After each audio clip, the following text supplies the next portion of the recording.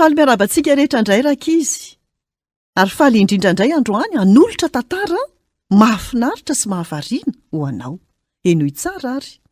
Ty femme tapany faefatra. Mandalo ny loza ity femme. Namely any Haïti ny tafio-drivotra. Ao amin'io tany mahantra io matetika misy ireo tafio-drivotra mafy izay manimba ny fambolena. Ohatrany tsy nanapofonay ny Orestille, ilay mpamosavy, rehefa niakatra ny avoana tao anatin'ny aizina, ao anatin'ny orana. Nitselatra ny manazava ny aizina. Hita ny Victor teo amin'ny vatolampy. Ovinoko izy.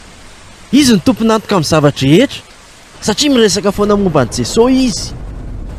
Amaly faty amin'ny alalan'ny tafio-drivotra ireo fanahy. Ovinoko izy. Avy eo ataon'ny olona rehetra fa nienjera teo amin'ny vatolampy izy.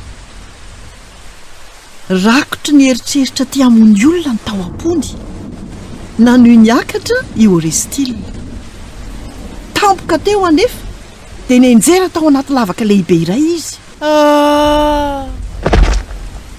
Ary ny olana ny tongony tsy afaka nanohy izy. Vonjeo! Vonjeo! Na dia teo aza ny kotro-baratra dia reny Victor ny antsoantsony mitady vonjy. Tsy fantany hoe nahoana ilay mpamosavy no nanaraka azy. Vonjeo ah! Te hitsidika ny zanako vavy matoa mipetraka eny an-tendrombohitra. Mpandainga be i Orestille. Saingy nanampy azy ihany Victor na izany aza.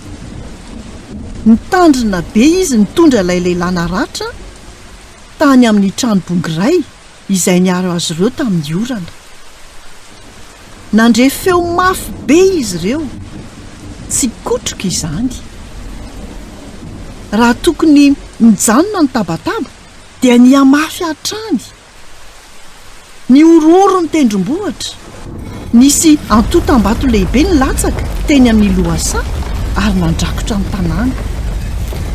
Tohina i Orestille. Ny vadiko. Ty femme. Mila manampy azy ireo sika.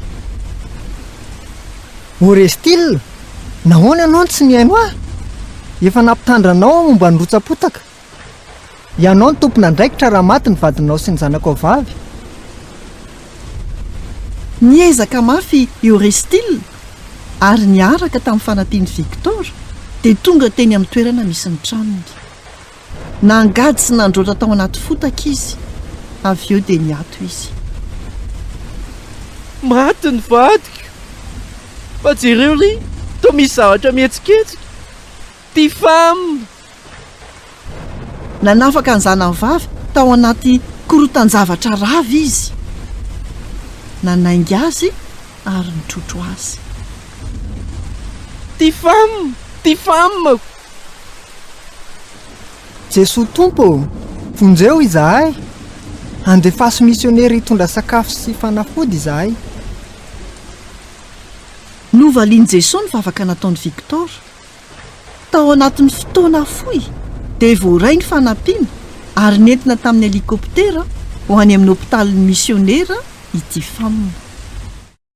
Ho fantatrao izay nitranga taminy raha mihaino ny tantara manaraka ianao.